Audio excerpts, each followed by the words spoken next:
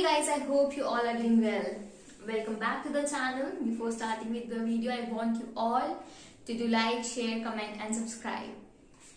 So let us continue with our basic accounting terminologies which we were discussing earlier. So we have discussed I think 6 accounting terminologies. We will do 1, 2, 3, 4, 5, 6 today. And we will move forward to our practical portion rather than wasting our time on this basic accounting terminologies. Which we have discussed earlier are some of the important terminologies, and I want you all to just recap those before starting with this video. So when we start practical portion, we will do the leftover terminologies as and when required. Okay. The first accounting terminology which we will discuss today is debit and credit. Debit and credit. हमने account पढ़ लिया, हमने देखा कि account एक T shape format है to record business transaction. We have seen that हर एक बिजनेस ट्रांजैक्शन में according to the dual entry system of accounting, every transaction has two concepts, two aspects, debit as well as credit. What is debit? Debit is receiving, credit is giving. आज हम उसी debit and उसी credit को discuss करते हैं. सबसे पहले हमने देखा कि जब अकाउंट बनता है, हमने डेबिट और क्रेडिट किया है. डेबिट और क्रेडिट कुछ नहीं है. जब एक अकाउंट बनता है, ठीक है, date, particulars, LF, amount, date, particulars, JF, amount, not LF,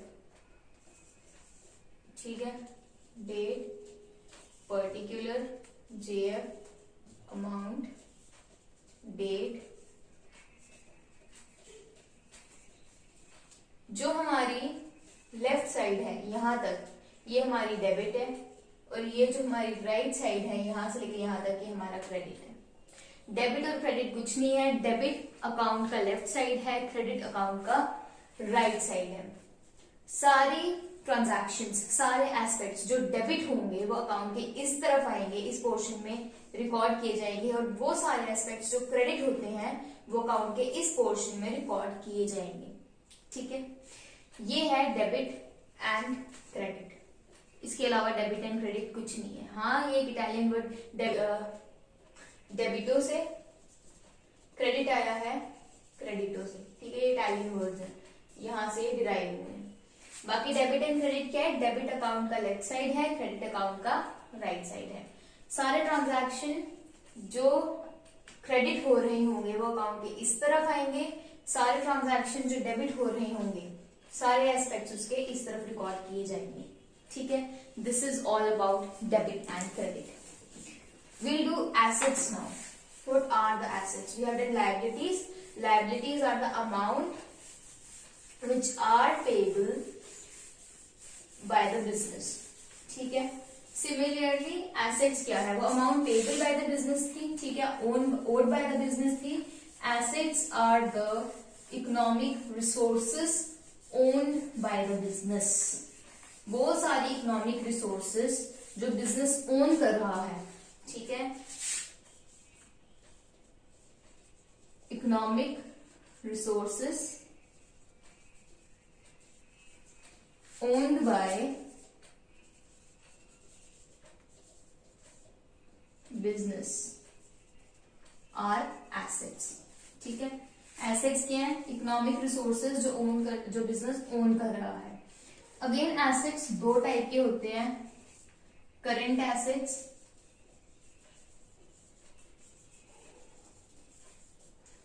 and non-current assets.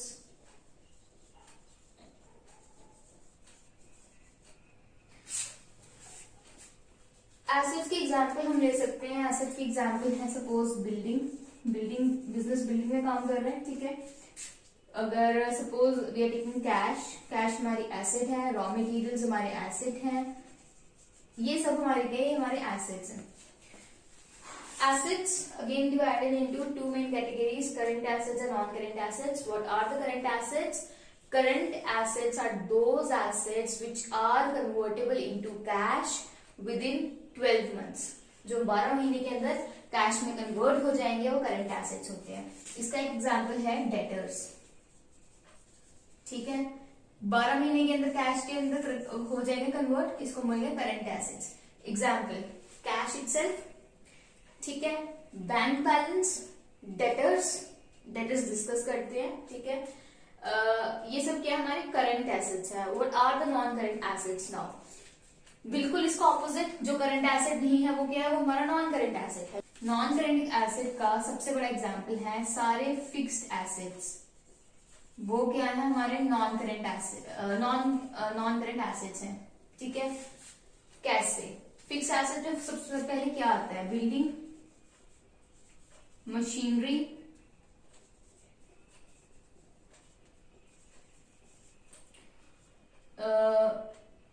Etcetera. ठीक है, ये सब क्या है हमारे फिक्स्ड एसेट्स है। जो फिक्स्ड एसेट्स है ये अगेन डिवाइड होते हैं दो कैटेगरी में। सबसे पहले tangible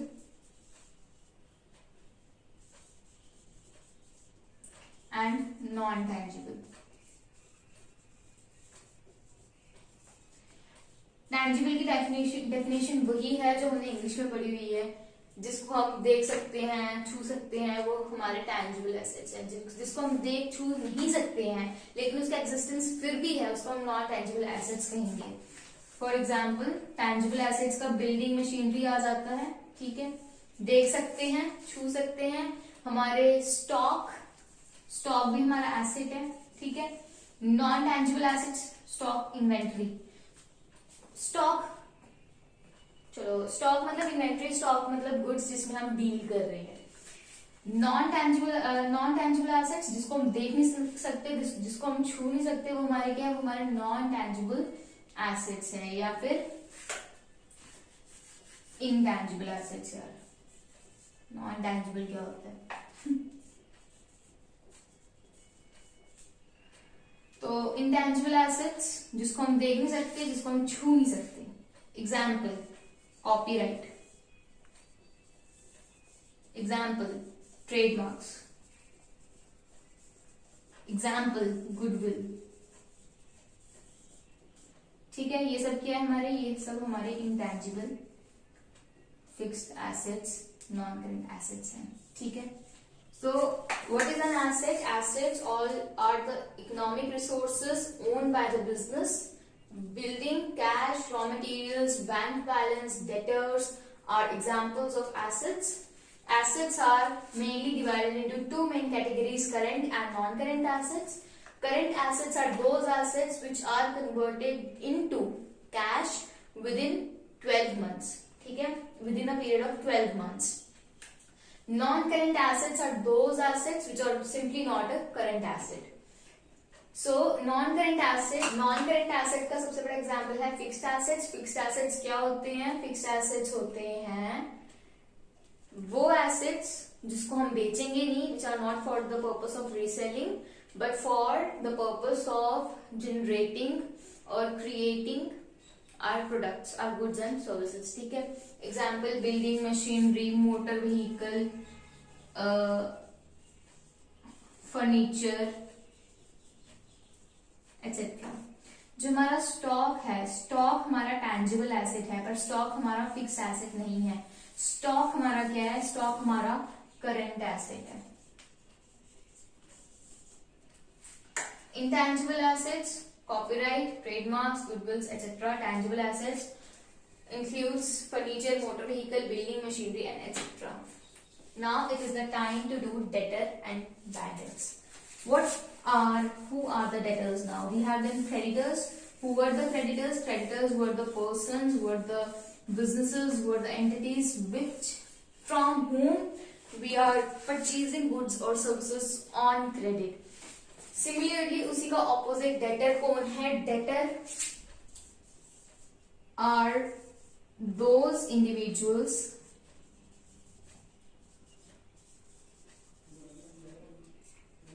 to whom goods and services are sold on credit. कौन सेल कर रहा है यहाँ पे? यहाँ पे हमारा बिजनेस सेल कर रहा है, ठीक है। तो डेटर्स क्या है? वो इंडिविजुअल्स हैं जिनको हमारा business goods and services sell कर रहा है, किस पर? क्रेडिट पे, क्रेडिट बेसिस पे। क्रेडिट मतलब कर्जे पे। What are the bad debts? जो हमारे डेटर्स, ठीक है, जब इनके पास पैसा नहीं बचता है, जब ये इंसॉल्वेंट हो जाते हैं, इंसॉल्वेंट एक न्यू वर्ड है, डेटर्स के पास when they are not in the position to pay our debts, उनको हम बोलेंगे इंसॉल्वेंट, ठीक है। And what are the bad debts? वो डेट्स, वो कर्जे जो रिकवर नहीं हो पाए हैं, उसको हम बोलेंगे बैड डेट्स। अब प्रोप्राइटर क्या है? Simply proprietor is a owner of the business. The one who invests capital in the business is known as proprietor. What are the books of account? Books of account simple सा term है, हम सब जानते हैं कि accounts बनाएंगे, books तो चाहिए। वो बुक्स जिसमें अकाउंट्स मेंटेन हो रही हैं उसको बुक्स ऑफ अकाउंट कहेंगे। सबसे पहले जर्नल आ जाता है, सब्सिडियरी बुक्स आ जाती हैं। सब्सिडियरी बुक्स में आ सकती हैं purchases, sales, purchase return, sales return, journal proper, cash book. These are the books of account, okay, जिसमें बिजनेस ट्रांजैक्शंस रिकॉर्ड होती है। This is all for, we will start with another topic in the next video. I hope you like this video. Like, share, comment and subscribe. Thank you.